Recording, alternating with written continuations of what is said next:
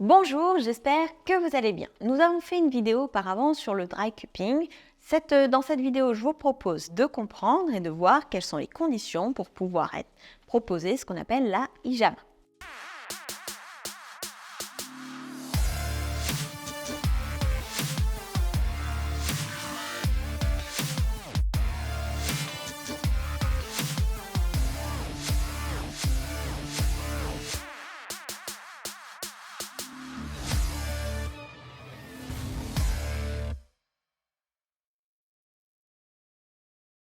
La hijama, qu'est-ce que c'est? Donc ça ressemble un peu au dry cupping, ça va être aussi pareil, ça va fonctionner sous forme de succion, sauf que cette fois-ci, au lieu d'aspirer qu'avec de l'air, on va aussi drainer une petite quantité de sang.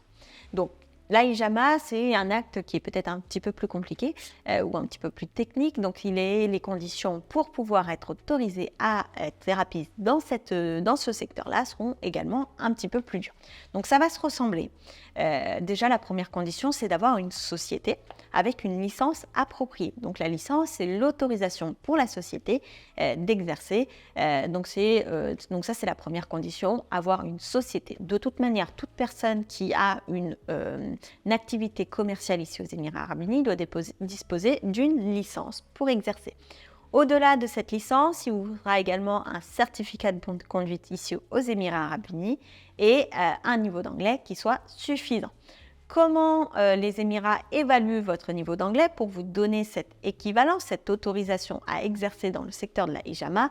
Tout simplement à l'aide de tests qui sont reconnus internationalement. Si c'est le Cambridge Assessment Test que vous avez passé, il vous faudra donc un score d'au moins 169. Si le test vous passez, le OET, ça vous faudra un grade d'au moins C. Si c'est le TOEFL, il vous faudra un score d'au moins 500. Et si c'est le IELTS, il vous faudra une note minimum de 5. Donc, si vous voulez attester votre niveau d'anglais par l'un de ces tests, il vous faudra absolument ces scores minimums. Tout comme pour le dry cupping, il vous faudra au moins un diplôme bachelor, que ce soit en sciences, que ce soit en infirmier, que ce soit en santé, qui comprend au minimum 20 heures d'exercice, 20 heures de théorie sur l'hijama.